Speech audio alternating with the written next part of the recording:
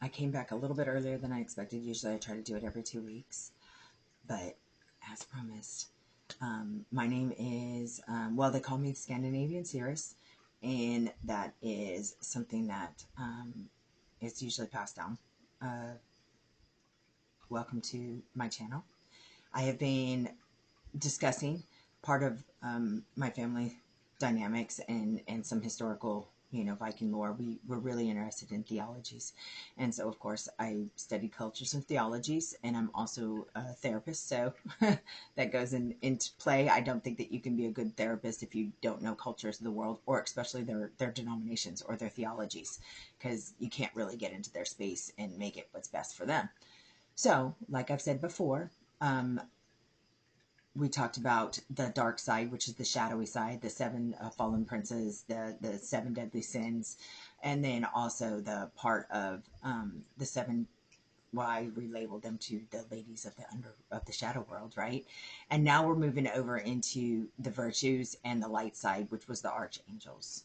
And the last video, I'm going to recap just the names real quick, and maybe a brief discussion of what they were seeing, is we talked about the seven archangels. And now the seven archangels, it's unique because I talked about the last one where there was a battle in heaven, and Michael and Lucifer fought, and Lucifer ended up coming down here. And I don't know if it was an overthrow, or, I mean, that's how the biblical time text did it, but it also implies that Lucifer came down willingly, saying, I'm out, right? But as you start reading the text, it may morph into something different. And so we'll put that theologies, I mean, divinity, cause and effect. We'll maybe hopefully conclude this by the time we're finished. Not today, but, well, and that's the beginning. That's the discussion that everybody's usually having when you get into theologies. So what I'm going to do is I'm going to recap, but also within in the Christian biblical, Catholicism biblical, and these archangels, they are associated with a realm that they oversee. They are gods of certain things. So I know that the biblical text is no God is above me, but that is the creator, no God above me. However, he gave and imputed certain sections to him and called them the God of them, Lord of them. So then we do, as we go on, we'll talk about the goddesses of them, or the archangel's counterpart, which is the feminist side, the female side. So we're going to go through Michael as the top. So the top three is usually what a lot of people have heard at some point. If you've ever heard of any Christian or Catholicism religious, is Michael is what was associated as the closest to being a light god himself. And he is more associated actually with the color red. So he is more of the action. He is what would be considered your justice. He enacts, he gives the orders. And then you had Raphael, and Raphael is probably the god of healing. That's what realm he was given, but he is associated with a lot of the hospitals. So you'll see a lot of tags with Raphael, the picture of Raphael, but St. Michael's also on that. And Michael was a saint in the cathedrals in the Catholic churches, the Vatican. And they said he embodied the Raphael, the characteristics of healing. And then you have Gabriel, and Gabriel is the god of strength, and he is faith, basically kindness. He is also the other one that you would call on, especially soldiers would call him on, to give him strength to last through battle, and then heal. They would call on Raphael. Michael too, but Michael would send Raphael or Gabriel to go and assist if he had to. Then you had Shamuel, and Shamuel is the god of sight. He is the one that sees all. And a lot of times you can see some of these newer videos of actually doing characteristics of the angel, what he looks like if we are drawing him according to the biblical description, and he would be just a ball of ice. And I don't know if you've seen that, but that is actually quite interesting. And in Book of Enoch, it actually describes him that way too. And then you have Uriel, and that's Uriel, and Uriel is the god of light. And so this one is also where I talked to before. He was associated also with Lucifer, because when Lucifer was up with Michael, and they were leading with God before the overthrow, and he was cast out. Uriel worked really alongside him because Lucifer was the Lord of Light. He was the God of all light, but all heat and the sun itself. And so there's one that's closest to God on the other side gave justice, and then you had the other one that gave light. And then you had now this one is Zaquil, and he is a state of being, which was righteousness. So he was all about the righteous, and how you embody that characteristics of being righteous. And then you had Jophiel, which is Jofiel, and that's important. That's why I'm spelling it. And he was the characteristics of beauty, the beauty that is created amongst all of us. Everything is beautiful. Whatever is created here on the planet is beautiful. And in that sense, you could even trail off to saying these global warming could be beautiful. There may be a state of transformation, which is supposed to be beautiful, but at the time, death and stuff like that is not so much. But that's the counterpart. There's the shadow with the light. Those are arguments you could kind of far reach, but it's there. All right, so then we're going to chant. Now we're going to counterbalance. Now, I want to make a note right here that in Bible, there actually is no doctrine basically stating female, male angels. Most of them, when they send them down here, that's how it's written in the books, is they come in male form. And there's a reason to that. And I'll discuss that as we go into more of enlightenment, ascension. Buddhists touch on it, the yin and the yang. There's the being and the doing. And so there also is some, when I say that there's no gender definition, really. They do not be partial to that. And if you want to do that argument, that is an argument that I think is like a nature versus nurture, an egg, yin, which came first, the chicken or the egg. That's kind of the argument that's going to be there. So we're going to go back in. And so some of the angels, like I said before, took on double jobs. And Jophiel is one of them. And the reasons why I'm going to spell it is because it's Jofiel. And he is all about being the beauty, right? But he also was the female version of it. So he embodied the both the masculine and the feminine characteristics. So he would have to take on the nurturing part of being the beauty, but he would also have to take on the rapture part of the doing, the fires to create the new birth. So he would probably be the one that you would look at as a phoenix. So he would be the most beautiful phoenix, and then he would actually implode into fire, burn into ash to be able to create a new beauty. And so he took on the feminine and the masculine part of the characteristics of beauty. So he embodied both of those. So his female counterpart is the feminine characteristics of beauty. And he would be the being of the beauty, so he'd be the birth. And the Jophiel, the Jofiel, the beauty of the masculine, he would be the destruction. He would be the barn. He would be the doing. So he would be the balancer. So they would have to play back and forth. So there's the light and the dark, but there's the counterpart. And so, yeah, he would play both parts, even though there was not definitive male or female. But when he comes to, in some of the dark chapters, they'll talk about him coming down, especially during the rapture, and he will come down in a male form. Like I said, most of them is written as them coming down in a male form, and it's the reasons because they are doing. The male forms are doing. The female forms are being. And that's how the doctrine is. And you can go into this new energy light and the healing, and they're talking about it. Buddhists talk about it, the yin and the yang, the being and the doing.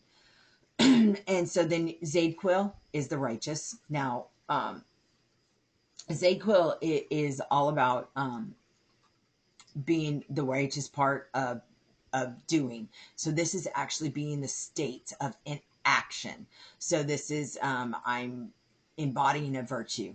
And so to be righteous, you would have to go and actually do those actions.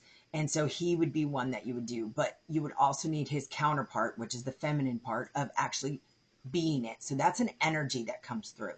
So Zayd, you could say that way, and it'd be like, I need to be. I need to actually be charitable. I actually need to be kind inside first. So this is where your heart comes into it. So you actually have to be it to be able to do it. You can do the action and actually have not the feeling of being there. And then you don't have both. So then you're not embodying both. So he is all about bringing both balance to it. So you're either going to be it and you are righteousness and you will actually embody it, and it comes off as a radiation as well. And then he also comes down in the male form and he'll be it. So his actions actually match. So those are the two that actually take on both female and male forms in a state of characteristics. The righteous, which is Zayd Quill, the righteous being, and the righteous doing. So it is the energy internal and the energy external. And then you have Jophiel, which is Jofiel. And I'm spelling it for a reason because there's another one that's coming. And that is a state of beauty. That is being beauty. That means internally feeling the beauty, internally being the beauty, bringing that nurturing, and then doing the beauty. You will be and do all the same and see the beauty. Okay, so those are the stated beings. There is one more that has no real counterbalance to it because they embody both. But they need assistance for another. So we're going to go to, Uriel is another one. So Uriel, let's go to Uriel because Uriel is really interesting because his counterbalance is kind of, Uriel was the god of light. He was the counterbalance of Lucifer, but he is also wisdom. He was noted as wisdom. So Jophiel, which is Jopiel, is the female version. So that was where the balance comes. So we're going to start moving into where you actually needed a female to counterbalance the male, the masculine side. And this is a female, which is more of the being, and the masculine more of a doing. And so this is where a lot of the times you'll hear twin flames or bonded souls. And these are angelic. So they even have a bonded counterpart that keeps them in balance. The same thing with the shadow side. How do you keep those dark sides that way? You had the balancer, the female, to counterbalance the negative side. You also have the same here in the light side. So you had Jophiel. So Jophiel is all about thoughts, wisdom, the knowledge. She is also, here's the story, she is also the one that was in control of the tree of knowledge that Adam and Eve ate off of. And she is the one that actually said, no, those were the rules, and now I have to do it. And so Uriel was the one who had to outcast them, but she was the one who said they need to go because they violated. They no longer were being righteous anymore. They did not embody the beauty of just being. And so she is all about the owner, the protector of the tree of knowledge, wisdom, thoughts, and Uriel is the counterbalance of that wisdom. He is the light. But then again, here goes the story, is how did Lucifer, who was the Lord of light, and then who tricked them into taking the apple? Because Lucifer, later on written down in the way, Samuel, which is also called Satan, they were all in the overlord, actually married Lilith, which was Adam's first wife. So the treachery may go a lot deeper than that, but we'll finish that later. So anyways, here is the thing. Uriel, those are important characters, and Jophiel. Uriel is the god of light, but also linked to Lucifer, right? And the god, and Jophiel, his female counterpart, which is his balance, which is kind of like, I guess in human world, it'd be your wife or your soulmate. Your twin flame. And we'll go back up to that because it actually is biblical when we get up to Michael. He actually has a twin flame considered in there. But they don't technically write it like that, but if you were going to do it, they would be what you would say it. And so then you would have your wisdom. She is the tree of knowledge. She is the one that is in control of that. And then we have Shamuel. Now Shamuel is the next archangel before we get up to the three hierarchies, and he was all about the god of sight. So he was I see the truth, I present the truth, this is the truth. Well, he has a counterpart too, which is Ariel. I know, like the Little Mermaid, but it's not the Little Mermaid. But Ariel is all about the nature, the natural truth. What is here is here. What is fake is fake. But she was all about sight. If you don't see, but you had to be internal see. So what was created inside is what you're seeing outside. So he would bring and he would do what she was creating inside. So she was the balancer. So if you're not balanced inside, so you see the yin and the yang, your yin has to be in balance for your yang to balance, to be in action. And so when you see people that are pushing themselves together, they say opposites attract. It's not really that. Your opposites is not attracting, is your external. You should be attracting like by like. So your internal, and she, your female version, or the female femininity, should be more in balance of what your reality is that you want to create on the outside. So if she can balance it, then you are doing the actions. And so a lot of times you'll hear me say, let him do the tone, set the tone. You be the tone. You create inside. Be the nurturer. So for the females, I'd be like, you need to be balanced. He needs to do the action. So if he's becoming a little bit too much, you guys got to interact and balance each other out. So Ariel is all about nature, natural, what is out there. And Shamuel is all about the actions of, I see the truth, I present the truth. This is what is being internally brought to me. And so, of course, he will come down and present it to the world. So our states of beings are what's happening. So internally, if you're feeling a little off kilter, maybe your feminine side needs a little tweaking to make your inside match your outside and your outside match your inside. And then we move on to Gabriel. Now, Gabriel is one of the three higher archangels that have been most talked about. And he is the god of strength, kindness, faith. And his counterpart is Haniel. And Haniel is all about intuition. In Hebrew, Hen means charm, grace. And so Haniel is all about the grace, the faith, the kindness, being humility, charitable. And so want to remind you, Il is basically equals God. So a lot of the times you'll hear some of the archangels' last names will end with El, and that's because they are the closest to godlike or the creator, which, you know, they say in every doctrine, one is not above the highest creator. There may be lower deities and demigods and you know, but there's no one above the creator, because the creator created them.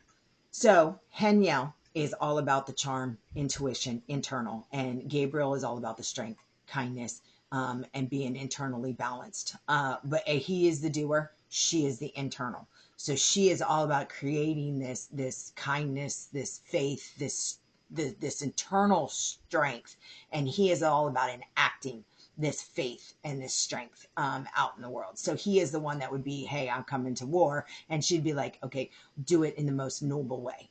We may need to call in, you know, Zadquiel to come and give us the righteousness, and his counterpart, and bring that in, so we can be this strong grace, faith. We unite together in the noblest cause for our Creator. And then you have Raphael. And Raphael, remember, he was the god of healing, temperance.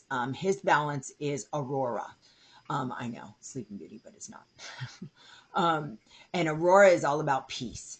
And she oversees that. So she has this internal peace, this calmness, this void of destruction, void of hate, of wrath. She just has this embodiment of calm, peace. And so Raphael, all about healing. A lot of, you can hear a lot about mindfulness meditation. I actually have a school of meditation, and so it's called the Scandinavian Seeress Meditation and Alchemy School. And so I teach people how to do this internal peace. And literally you have to embody Raphael to heal. And you can hear about it like giving birth and not having to have painkillers, not having to inhibit it. You have to get into this internal state of void of all unpleasing and pleasing feelings and emotions. And that's really where you have to control your internal. And then your external will actually replicate that. And so Raphael will heal you as you have this internal relaxation. So when you have a fever, sometimes they say sleep off the fever. If you go to sleep, you're in an internal unconscious state. Your brain is not working, so you're not constantly being stimulated. So you're resting so you can heal, so you can go to sleep, so you're in a calm state. So she is embodied to calm you down. And that's a real life example, I guess, of how Raphael and his counterpart Aurora can actually balance and bring in healing. And so in the state of being, we can even go on a macro level is as we're healing, global warming, as we're healing the planet from all the destruction of the global gases, we have to heat up. But if we can keep it as calm as we can and reduce all of that, I'm not fighting for either side. I'm just stating that we could use it and it can be applicable to that. That if you use it and then you calm down the state, that it will actually bring back down to healing and will come back to a normal state. So then you have your El Nino, which heats up the planet, and then you have your Ice Age, which will cool it down.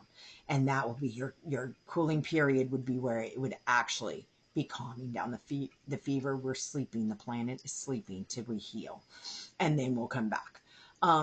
That's quite applicable, and it actually is plausible because historical documents and history itself says that is the case. Even our own organisms, when they heat up from an attack or not feeling quite balanced, they'll heat up and then they'll go into a dormant period to heal. And so Raphael is that, and associated in his counterbalance is Aurora. Okay, and then now here's the most interesting one is Michael. Michael is what is the closest one to God right now, because if we go back to Genesis and before when creation of the earth was here, him and Lucifer had a big fight because Lucifer was the Lord of Light, and Michael thought there was a big fight. He's been attributed that he was wanting to overthrow God, or he thought he was above, his beauty and his light was above God, which was the creator, which we get, I guess I got to make sure I identify the creator as being the overall Lord, above all of the others, because the creator does identify gods of certain realms, and goddesses. And so Michael's counterpart, remember, Michael's the doer. He is an actor. He's the archangel, the fighter. He comes down. He is the one who enacts justice. He's the action base. His counterpart is the female, and this is the one where it is written that he has a twin. Now, how twins work is like soulmates. The twin is you are energetically connected to that person. And so when I say these archangels are beings, and your soulmates and your twins are beings, that means they are energetically giving information through energy, through their counterpart, and their counterpart is actually doing the behavior and the actions. So your beings are all about states. And so his counterbalance, Archeia Mikaela. How can it be any different, right? And it's actually in Genesis, by the way, but it is also in Revelations. She has written a lot. Of course, that's the female side. So they never really come down. When they come to Earth, they come down in a masculine side because it is a doer. It is the being, and it is a masculine part. And is there any doctrine saying that they're not two separate people? Absolutely not. Are they saying they're one person? Absolutely not.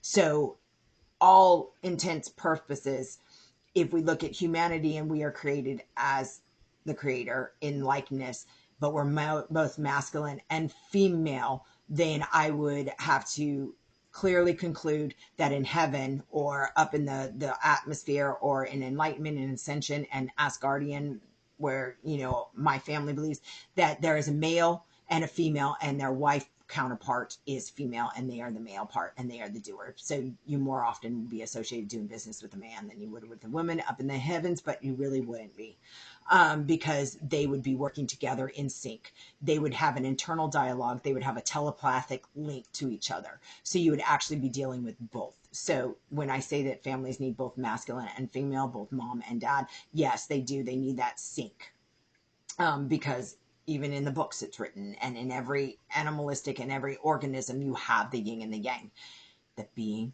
and the doing. So Michael's counterpart is Archeia, which is the Mikaela.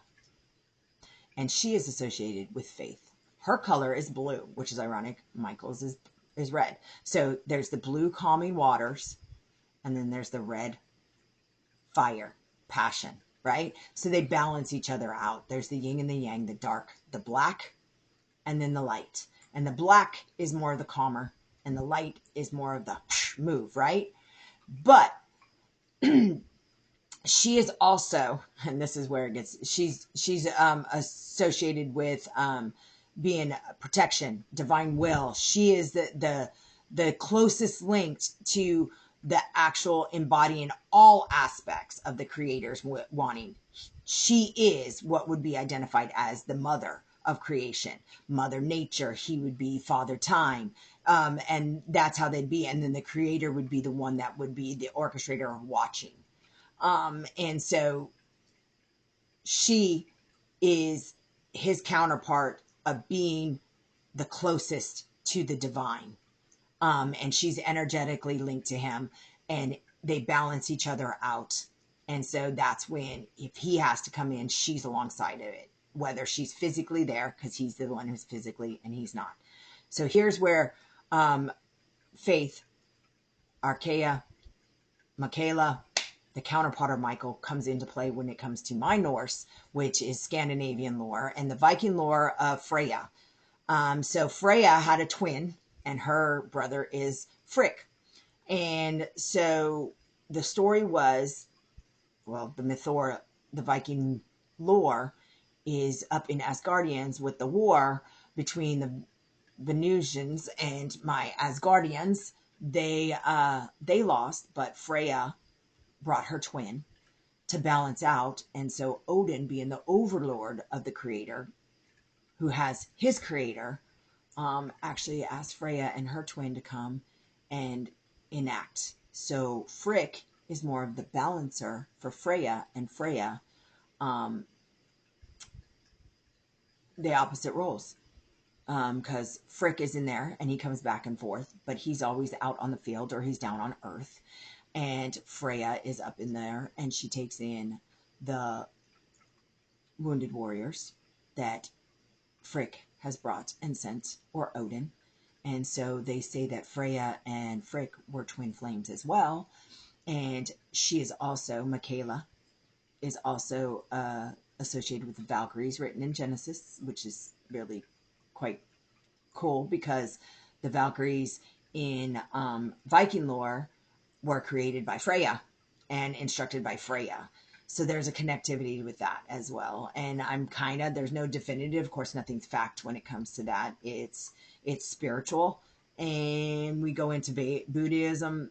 You're looking, of course, at the yin and the yang. But then if you look at Hinduism as well, you have a lot of those counterparts. And that in itself has to be another discussion, because you have Ganesha, who takes on both masculine and feminine. There is no real gender in there, but you actually don't have a definitive embodiment of a human or an animal.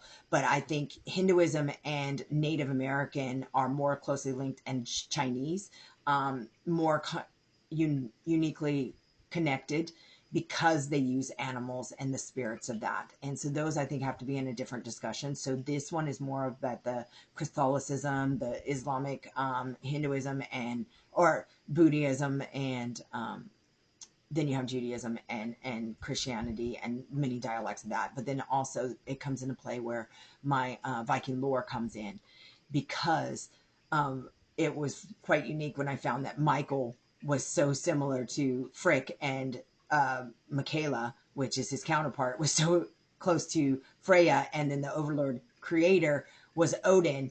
And it just became so gobsmacking. So here are the 7, again, I'm going to recap, that are associated to the archangels, and that is Mikaela, Archeia, which is faith. She is also the counterpart for Michael, and he is the closest to God. And then you had Aurora, which is the peace, internal balance, calmness, void of all emotion, rest. And Raphael is the action of healing. And then you had Gabriel, which is counterpart. Well, Gabriel is the god of strength, but Haniel is intuition and then internal strength of knowing, grace, the actual embodiment, and that is his counterpart. And then you had Ariel, who is all about the natural truth. And her counterbalance was Shamuel, which is the god of sight or seeing. And then you had Uriel, and Uriel is the god of light. He's the wisdom. He also has a counterbalance member. Those two are the most crucial, is Jophiel, and that's Jophiel, and she was the overseer of thought, knowledge, and the tree of knowledge. Those two are one of the main characters in the overthrowing of probably Lucifer, and they had more connection to that when it came to Michael and Mikaela maybe interacting and with Jophiel and Uriel to overthrow or Lucifer leave. And I have theories that Lucifer may have left and brought Lilith in because Adam wanted a new wife, because Lilith wasn't listening to him, wasn't being a good, well, he may have been corrupted. He wasn't balancing out inside, so he didn't have enough righteousness inside to balance, because his twin, and this is how the theory goes, that his twin, Lilith, was either off-tilted, which sent him off-tilted, and that's how it works. You know, you got to be balanced inside, and then the outside will be the action. And they may have been quite a little deception in there. Anyways, and then you had Zadquiel, and then you had, and he was all a state of being, and it's righteous, but he embodied both the masculine and the feminine side. And then Jophiel, which is Jophiel, and he about the beauty of both inside and outside. And so that entails all 7 of the female counterparts of the 7 archangels. And you can go and read some of this. There is one female that was noted coming down, it was in Genesis, and I think it was 3:28. And her name was Deborah, but I'm not quite clear if they were identifying it as an angel or not. But most of the times when an angel was brought down to earth, it was usually a masculine form, because they are the doers, and the female forms are the beings, the embodiment. They are the creators. And of course in nature you see that. So it's all about going in and expanding our knowledge. The next video I want to do is, now let's talk about the trials and the virtues that we need. And I think that that will really come into play. And it's kind of neat that, you know, my Viking lore is coming back in. Family comes full circle when they start talking about the Valkyries and Freya and Frick. All right, until next time, I'll see you then. Have a good night.